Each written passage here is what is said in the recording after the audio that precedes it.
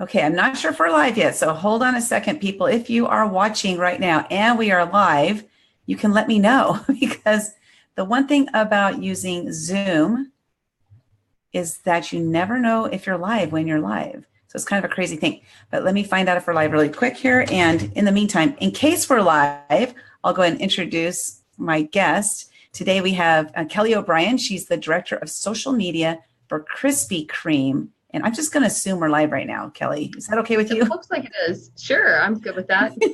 Okay, it does look like we're live. Yay, awesome. So you guys, I want to introduce you to Kelley. And Kelley is the director of social media at Krispy Kreme. Everybody say yum, yum, because if you love Krispy Kreme like I do, you love your Krispy Kreme. My favorite is the one that has a little bit of chocolate on top, and then it has a cream feeling, not the It's not yellow a custard. Yeah, not is there. There's a one that has like a cream instead of a custard, Yes. right? We have a Yeah. cream. It's our signature cream. Oh, it is. No wonder it's so good. I love that. That's right. That's my absolute favorite. But that's not her whole bio. So hold on a second. So she joined Krispy Kreme in 2011. She and her team implement programs and campaigns for the global branded social media channels and branded digital platforms. Kelley and her team developed the best practices for the regional branded social media channels across the globe, connecting over 11 million people. And Kelley and her team provide strategies to local teams and manage communities living out the brand's mission to bring joy to fans. I, for one, Kelley, got to say you bring a lot of joy to me. So thank you so much. Thank you. So it's good to have you here. Today I wanted to, first of all, ask you, what's your favorite? The most important question. Well, I love the apple fritter more than anything else in the world. And if you've never had an apple fritter, I got to watch from the time that like making them. And I actually have spent like 8 hours at a time making donuts, or Oh, if really? not more. So it's a true immersion into the brand when you first come on board, and then through lots of holidays. And so that's just one of my favorite. Every time I see it in the case, I'm like running. So we try not to have it every single day downstairs. Okay. Like a million of them if I could, but that is my favorite. And then the blueberry cake, glazed blueberry cake is amazing. So I've never even heard of that one. yes, Can you it's please really send it to California for us? sure. Well, I'm coming out to California next month, so I'll make sure I have it with me. Well, you'll be here for Social Media Sorry. Marketing World. Yes, that's right. I keep thinking it's January. I know it's February. So It's 2 weeks, Kelley. It's 2 I weeks. know. Can you believe it? That's right. Oh my gosh. So she will be here for Social Media Marketing World. And I saw that she was one of the speakers. So I thought, you know what, I'm just going to reach out to her and see if I can go and bring her on the show and share, what she's going to be sharing at the event, as well as some other things like her favorite donuts. That's right. Well, I got to ask you this question. You work in the corporate office. Is that correct? Correct. So in the corporate office, are you guys making donuts every day? We don't have a machine here to make the Okay. donuts, but our flagship store is right around the corner. I mean, literally, it's probably like 2 blocks away at most. And the Mhm. donuts are shipped in quite often throughout the day and for any meetings or anything like that we need or want. So we have 2 cases. We have the visitor case, and then we have our own member case. So it's great. And also any Oh, like extensions of where our offices are, anything like that, or other partners, we'll have cases there too. okay. So I'm it's just pretty like a little bit jealous. amazing. Maybe I'm a lot bit jealous because I remember the very first time. We're going to get into the social media stuff in just a second, but I just want to Mhm. just talk about my experience at Krispy Kreme. I remember the very first time that I went in there, and I want to say I was probably like right around 40, maybe like 40-ish. And I walked in there and I was like a kid seeing something amazing for the first time. And I just stared, watched all the glaze go over and go down the whole I think I was in there for an hour just watching the assembly line. Oh, yeah. It's so It's amazing. amazing.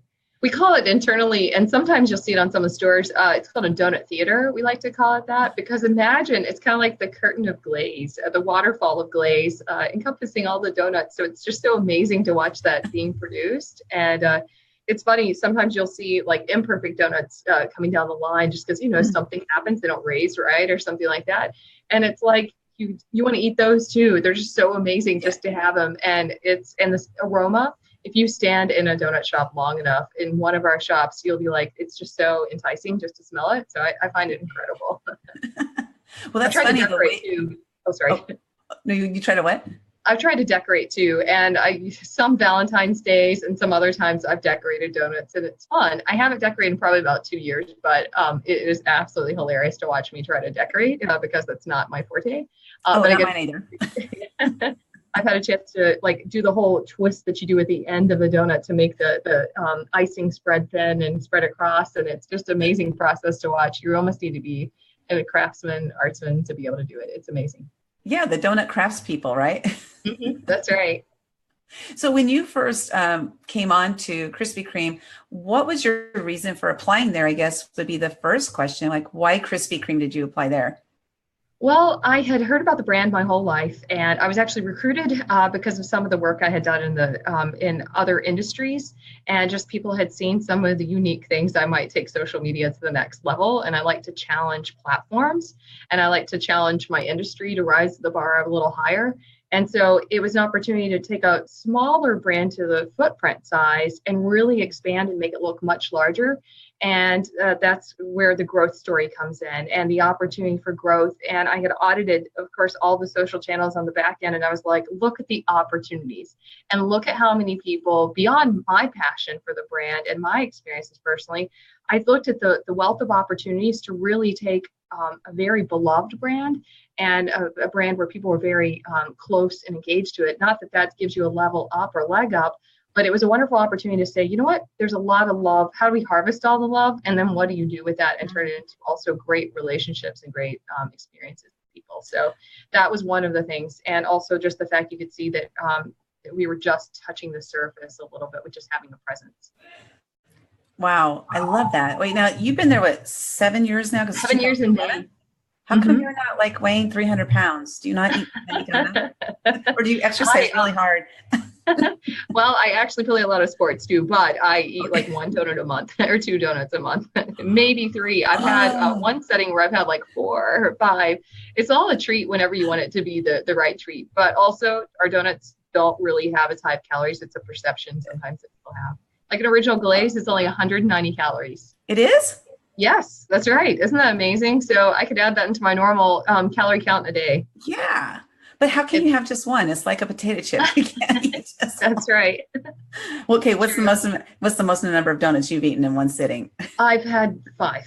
And also I've had halves of others. And I actually made donuts for 8 hours one day. And it was pretty amazing as part of they call it Donuts Made Easy internally. And it's kind of like, how do you fill? How do you decorate? It also helps if you don't immerse yourself in getting a chance. I mean, even though you love it and you don't see how much is behind it, you really don't get a true perspective of what it takes to make such a wonderful donut experience. There's something I think the world's trying to tap into is like, how do you express joy or what is this happiness that you feel from eating a donut? A lot of it is experiential. Like, you'll have this, incredible experience. And imagine you'll have like word of mouth experience or someone will have shared it with you, this terrific experience. But until you actually see how it's being made, then it connects the dots into some experience that you're also having too, because it's made with a lot of love and the machines are all made by Krispy Kreme. And so it's just pretty amazing to see that kind of, again, craftsmanship behind it all. Now that's a great point right there, like talking about social media, right? So how do you take then the person's experience and share that in a way that you can then bring more people to your brand? Because that's what we're talking about. Like, how do you use social media to have people experience what you're experiencing so that they want to share and share and share some more? That's right. And some of it's through, you'll have a lot of people in a lifetime or in a small time trying to challenge you to like, hey, why don't you be like this brand? Or why don't you be like that brand? Yeah. But whenever you follow or you go astray and you decide, well, I'm going to be like this other brand that I've seen, or I want to be like this, that's whenever you start really shifting and you're not listening to your fans. And so staying on course and being true to your fans, but also taking them to new experiences, but without like shifting who you are is important. Because, for instance, we might try brand new donuts that are very innovative and very unique to us that no one's done before. Like we might take over a glaze we saw like in the eclipse in August of last year, where we basically took all of our original glaze. It was the first time we turned it into a chocolate glaze. And to create that brand new, unique experience to our fans was kind of a cool experience. Wait, you had a chocolate glazed donut? Like the glaze was chocolate? Yes, we turned for the first time in our history, we turned the glazed chocolate here in the U.S. And, a lot of people, if you remember seeing the eclipse, I mean, it was cool, the pattern that it went across or the path that it went across the U.S. Yeah. But a lot of places people heard about and they'd seen it online and they're kind of like, hey, I can't wait to play, to go and watch the eclipse. But it was kind of a letdown. So at the Yeah. same time, us eclipsing our donuts became a unique experience that you could have an eclipse experience at our shops. Again, we're taking you to a different place and we're eclipsing our donuts. And so it became a very kind of unique experience as well. And so we also then this year, at the beginning of the year, did a vote for glaze where we let our fans, again, sharing in the things that we hear them say and the things that they do, we let them vote on 4 very popular flavors that had resonated with a lot of them and helped to choose. And so they became empowered themselves to be able to help pick the next donut that we're going to create in April. So is the chocolate glazed donut still out there, or was that a one-day thing?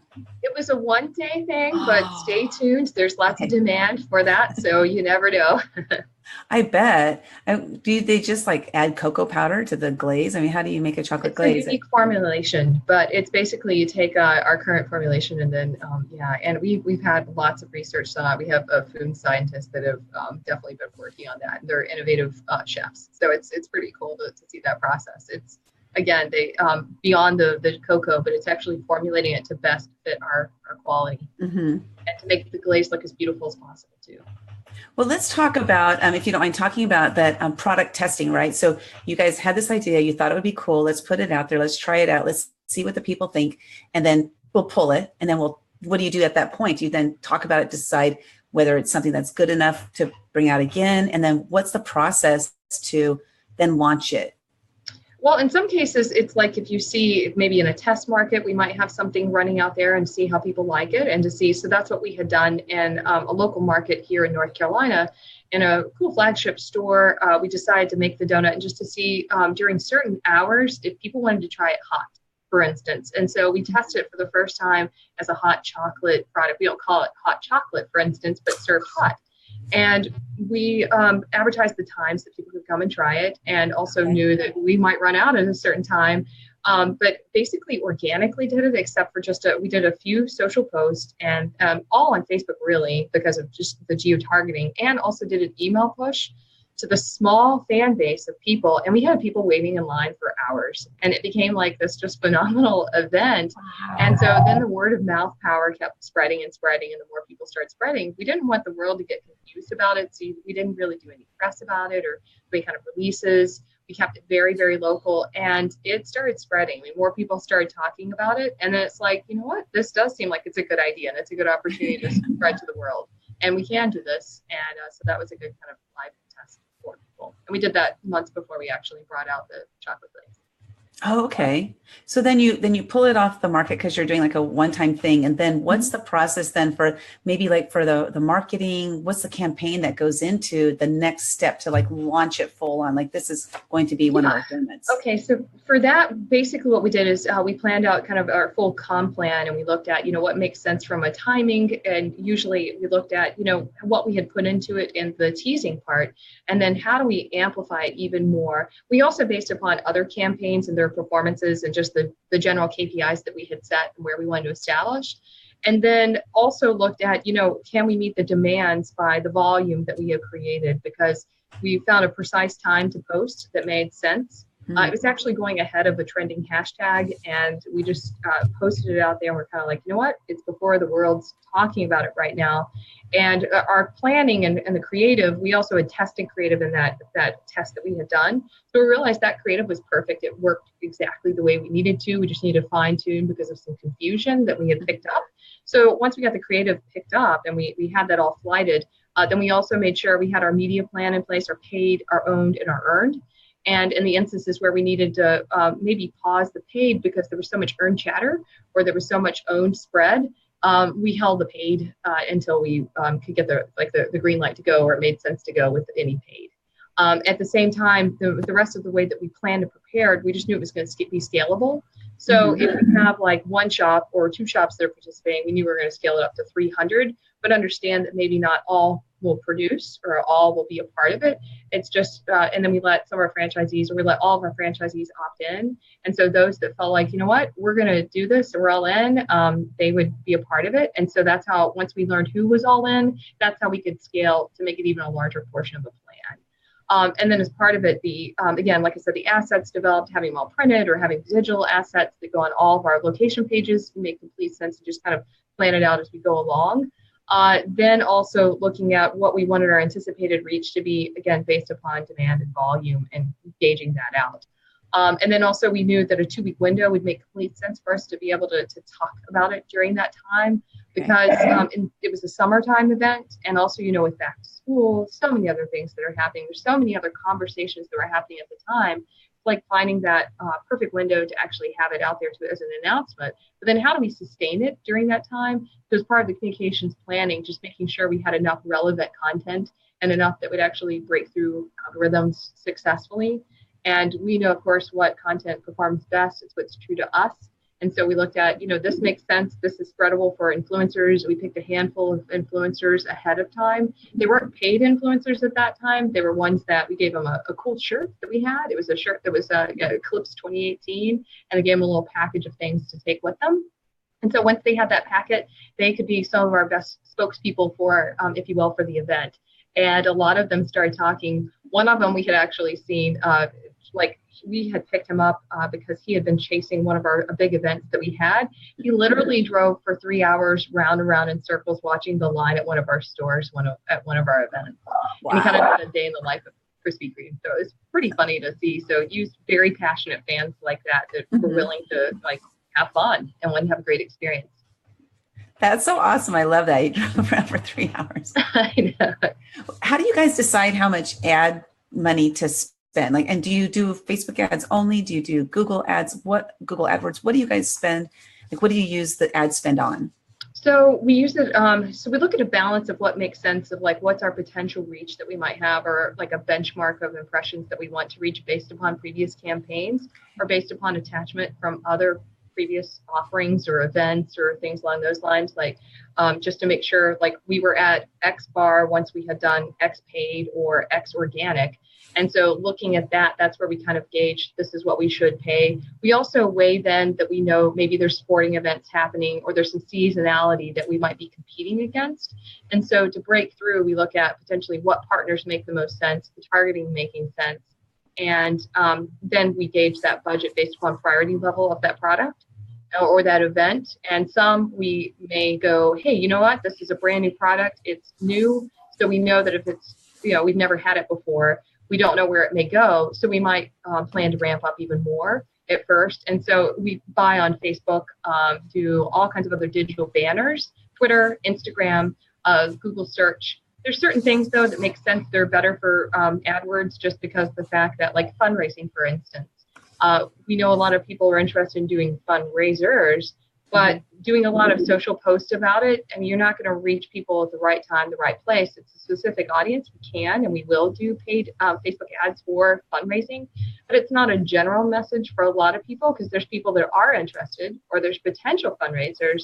But for us, we felt like that wasn't necessarily a good platform for all fundraising messages for that particular instance of what we're trying to target colleges, which makes sense. But it wasn't a mass message for all. So we tried to narrow it down to what was more effective for us.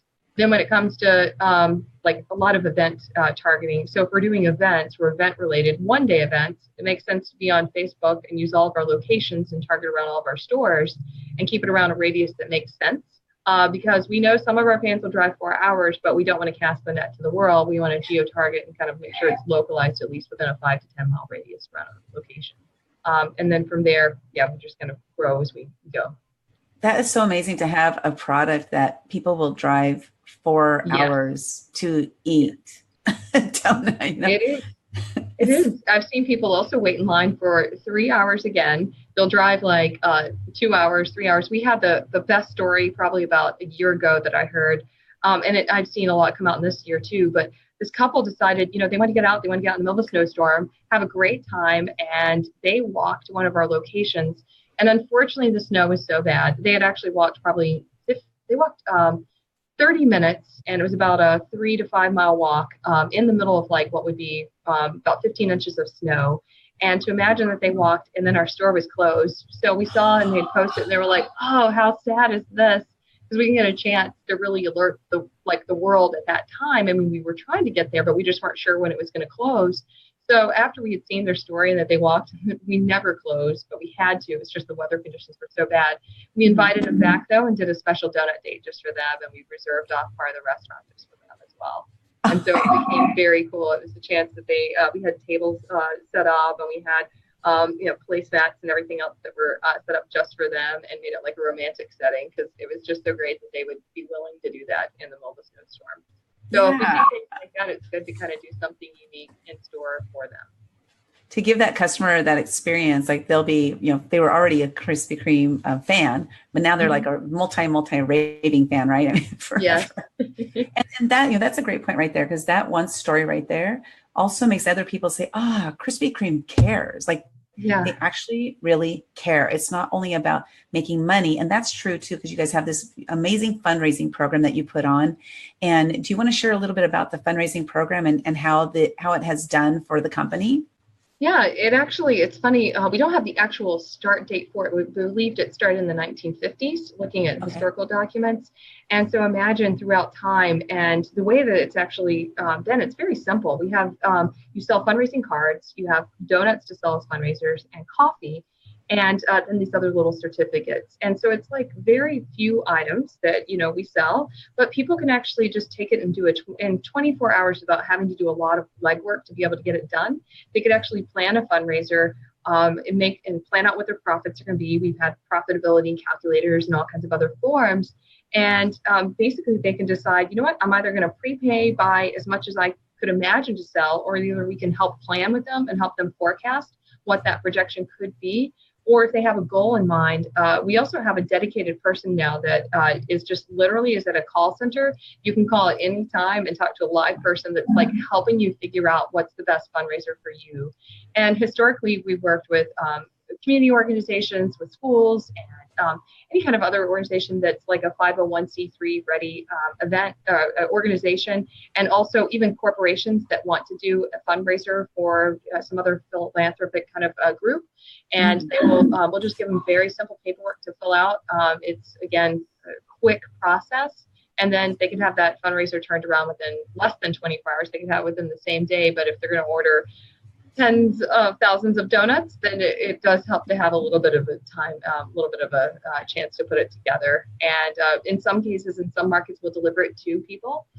In other markets, it will arrange whatever it makes sense along those lines. But I noticed, like in Kentucky, Louisville, Kentucky, for instance, our donuts are not, of course, everywhere across the state. We only have like 3 or 4 shops in that state.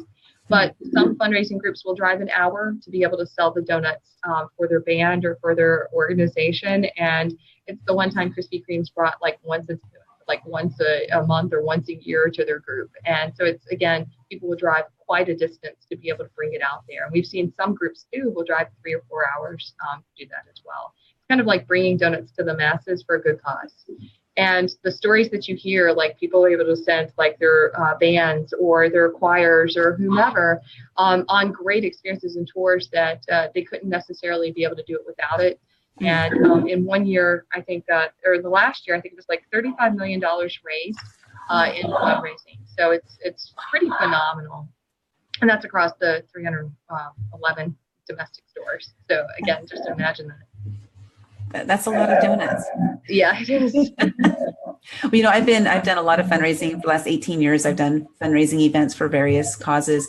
And I mean, I did a Krispy Kreme fundraiser. And like you said, it's very simple. So if you are a 501c3, or if you want to raise some money for a 501c3, reach out to Krispy Kreme and find out what they can do. And that's cool that you guys have somebody who's dedicated to helping answer those questions, like which is the right one for you, because you might think but really, it's possible that what you're thinking, which fundraising event you want to do, might not really be the best one for you and your organization.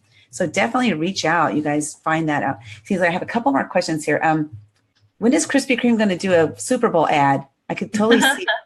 Well, we actually do not do television advertising at this time. You don't need to. No. And again, with the social media and the efforts that we have behind that, at this point, we haven't.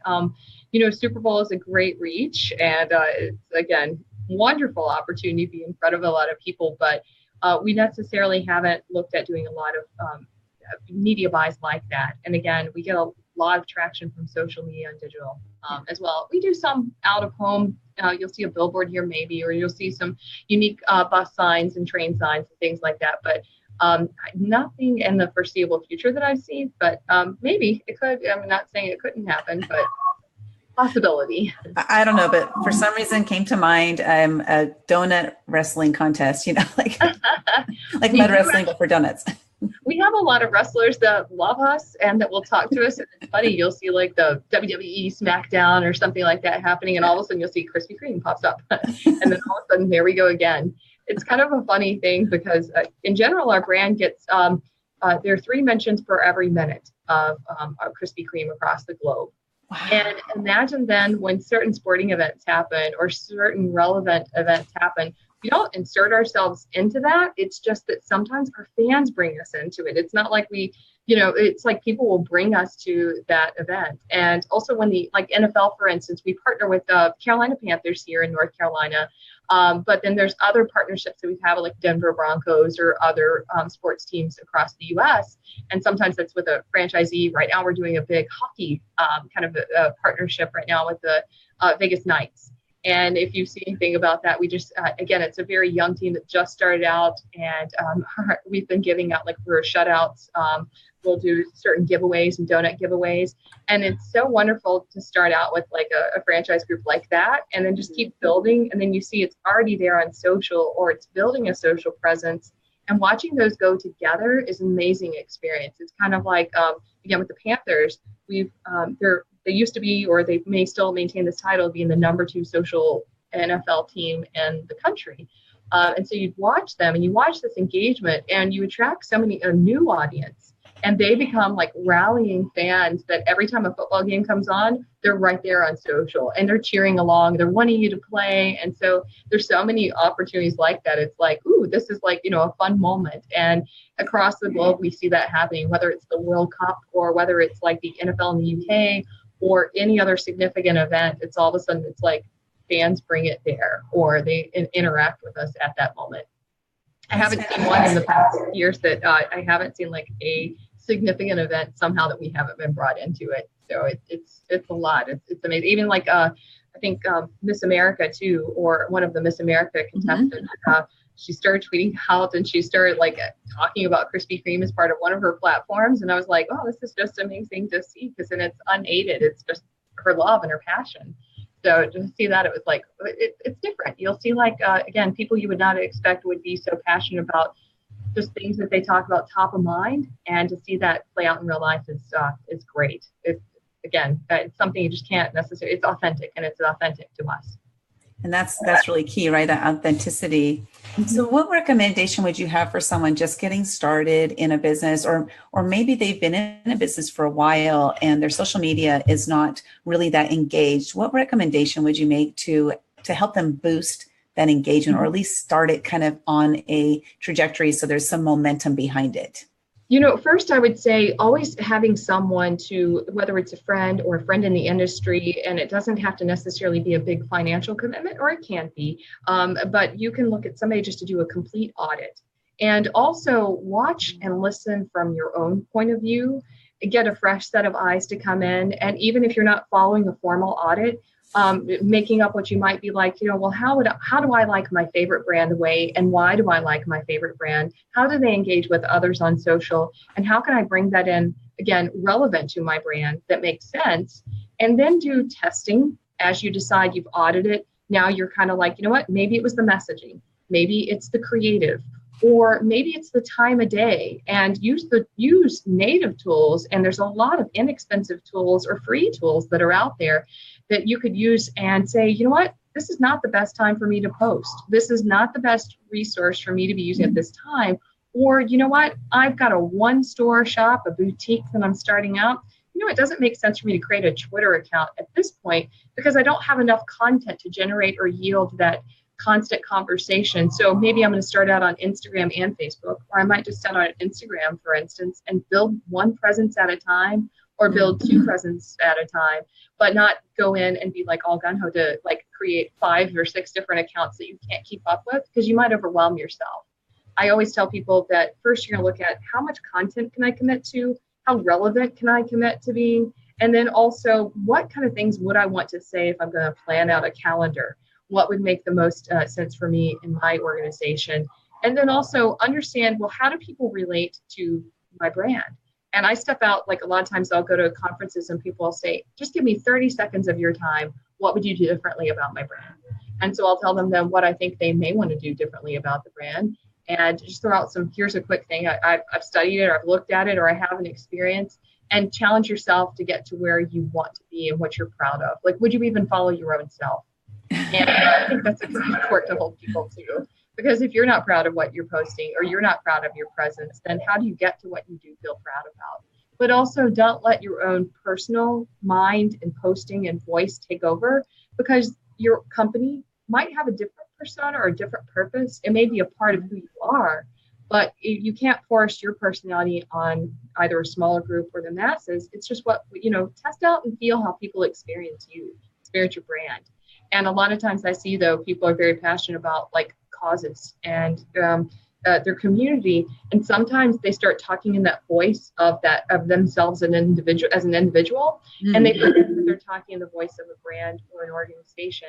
But now, if that organization is based upon certain foundation or fundamentals, makes sense. Add that personality to it, but stay true to that personality. Don't abandon it and don't give it up, because then you're going to be like two different voices, or you're going to have like a bipolar personality, and you're going to have a hard time attracting a lot of people. I even say that too with people that are bilingual and have bilingual accounts. Well, I'll say, why don't you post and the opportunities that you either create two separate accounts, one for one language, one for the other language, or if you're going to commit to posting bilingually, commit to it. Don't, just post one day in English, one day in another language, and one day in English again, because you're going to have a lot of people that are going to see it. And these tools are so good, or the native platforms are so good at where you can target to the right language, or you can craft your branding to be like, this is my English account, or this is my Spanish, this is my French Canadian account. And so you can watch people jump off or not be engaged because you're not posting in what they want to hear, or either you're not setting the pacing or the tone of what they need to see as well. I love that. One of my friends, she's bilingual. She's a love coach, and she does English, Spanish. She does the translation right there. So she'll do like a sentence in English and then Spanish, English, Spanish.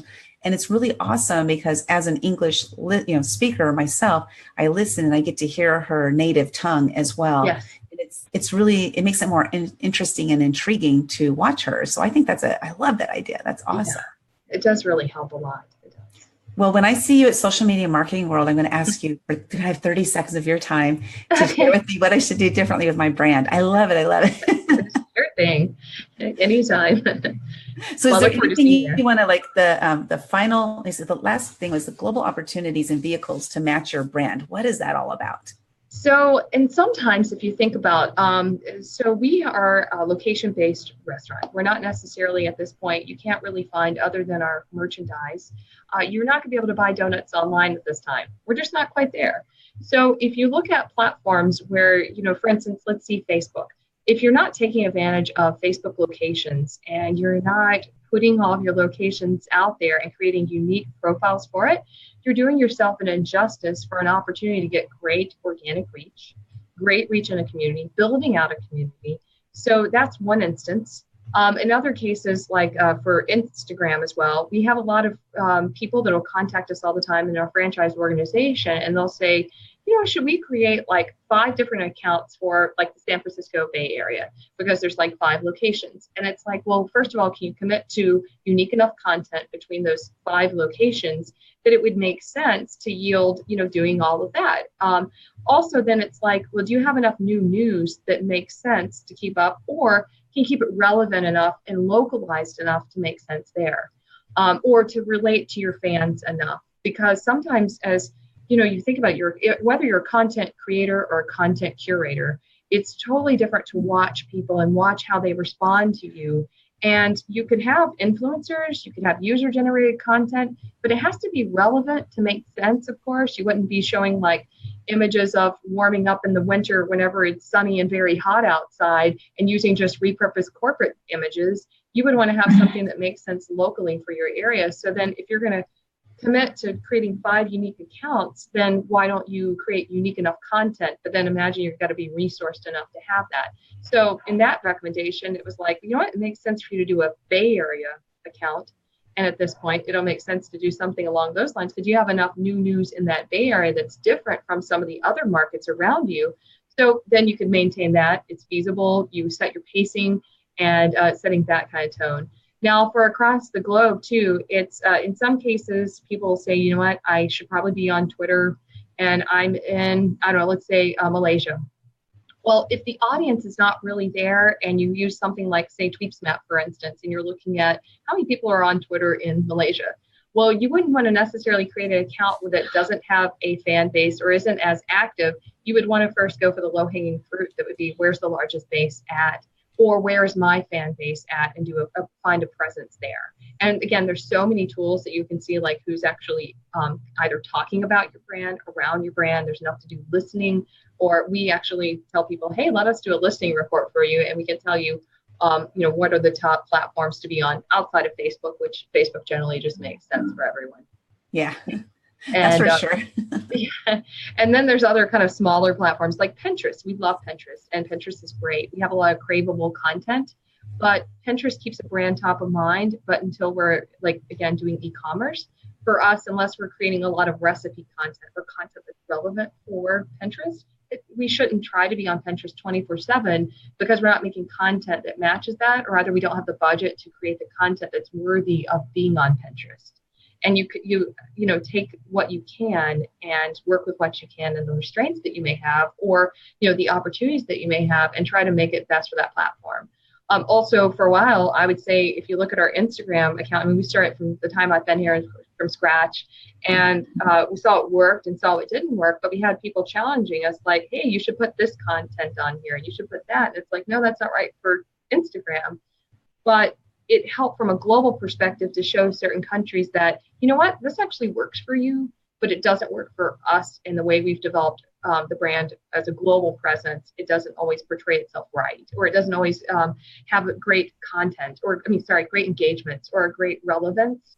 And it might work great for your market, but it may not be good for the all and for the masses. So that's where kind of from a global platform, finding out what's right and the way you approach that platform the best. And so it's doing a full audit, creating the content strategy, the full global strategy, and the social playbook that encompassed all of those details, and really helping people to kind of gauge and figure that out too. It's also with the hashtag strategy too. It's you see people use hashtags sometimes to the overkill, and that's the only way they tried. And for a while, people were trying to constantly communicate on that.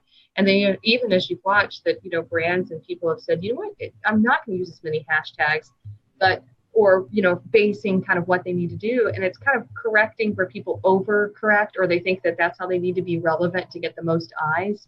Or when, GIFs hit the peak of popularity, you'd see that some of our franchisees would say, you know what, we just need to post only GIFs on Facebook. Well, that's interesting that you did that for a while, but only posting GIFs on Facebook's not going to work for you for a long time, because craveability or the sensory or the sensation that you would get from wanting a donut, seeing a cartoon figure dancing as a donut, isn't necessarily helping to make more people crave our products or engage the way that people are wanting a food porn style. And it doesn't help to trigger off that Peruvian bell that you see a donut or you see the hot light. It makes you want to go get a donut. So that's what I mean in that context. I love it. That's awesome. And one thing that I think that was really, really important out there that you just mentioned was that, first of all, making sure you find the platform that works for your brand, as well as the audience has the audience that you want. And don't shovel poop against the tide by putting yourself on, LinkedIn, Pinterest, Twitter, Instagram, Facebook, and you can't handle all that.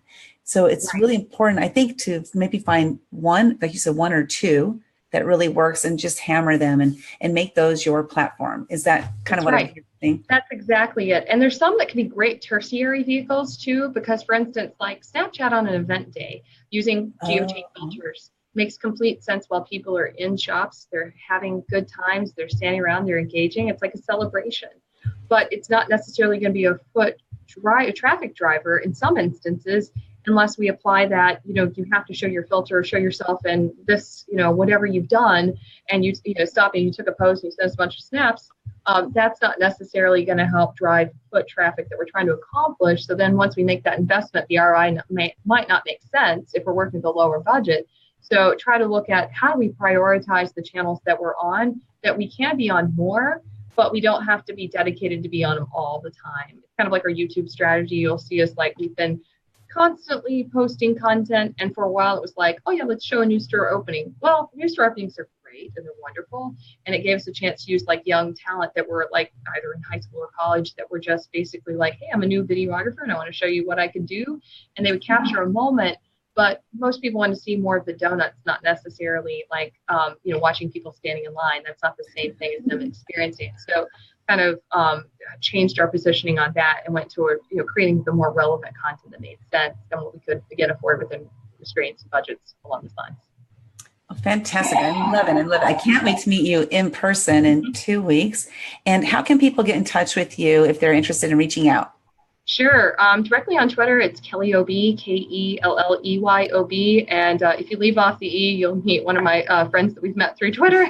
And so we have some challenges. You can find me, of course, through Krispy Kreme. You can always like tweet at Krispy Kreme and find me on the back end there too, or Instagram. It's the same for Kelley. It's KELLEYOB. And also Krispy Kreme. So Krispy Kreme across the board, all the platforms you can find us is just Krispy Kreme. And myself, you could also email me directly at kobrien@krispykreme.com or on LinkedIn as Kelley L. O'Brien. So again, that's definitely a way to find me. You guys, she's so amazing. I love everything you have to share. And I know there's a lot more that we could get into, but with time, I'll get into a lot of that with you when I see you at Social Media Marketing World. And when are you flying in? I'm flying on the 27th. So, and I've never been to San Diego, so I'm going to get a chance to go see a couple things. I've been in California several times, but I just have not been to San Diego. So it'll be a chance for me to experience it. I'm going to be there from start to finish. So fantastic. Well, I hope to connect with you. Maybe we can connect on the 27th. We'll talk about that offline. Okay. All right. Sounds great. Okay. Thanks, Kelley, so much and I appreciate your time, and I look forward to seeing you really soon. You as well. Thank you so much. Thank you. All right, take care. Bye-bye. Bye-bye.